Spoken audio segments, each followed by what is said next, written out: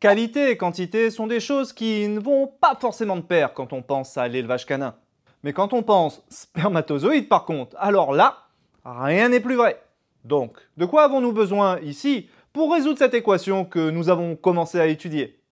Tout d'abord, nous avons besoin de quantité. Dans les voies génitales femelles se dressent des obstacles naturels pour les spermatozoïdes qui essaient de les remonter.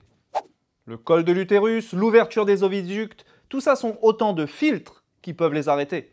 Ce qui signifie que, quand ils les rencontrent, beaucoup de spermatozoïdes ne finiront pas leur trajet.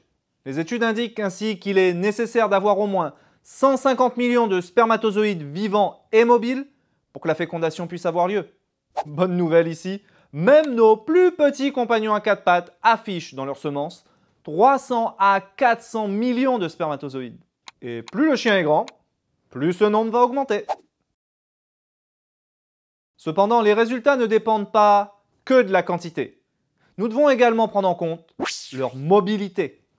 Il ne suffit pas qu'il y ait des spermatozoïdes. Ils doivent aussi être dynamiques et se déplacer de manière directe et délibérée. Attention, ne faites pas l'erreur d'évaluer la qualité du sperme d'un animal par l'intensité du blanc que vous observez. La couleur ne fait que refléter sa concentration en fait. C'est vraiment dans le mouvement des spermatozoïdes que nous découvrons leur véritable fertilité. Et c'est également une question de forme, un paramètre qu'il ne faut pas oublier. En matière de production de spermatozoïdes, tout ne peut pas être parfait. Les testicules produisent environ 5000 spermatozoïdes par seconde. Donc il est presque normal que certaines anomalies soient rencontrées.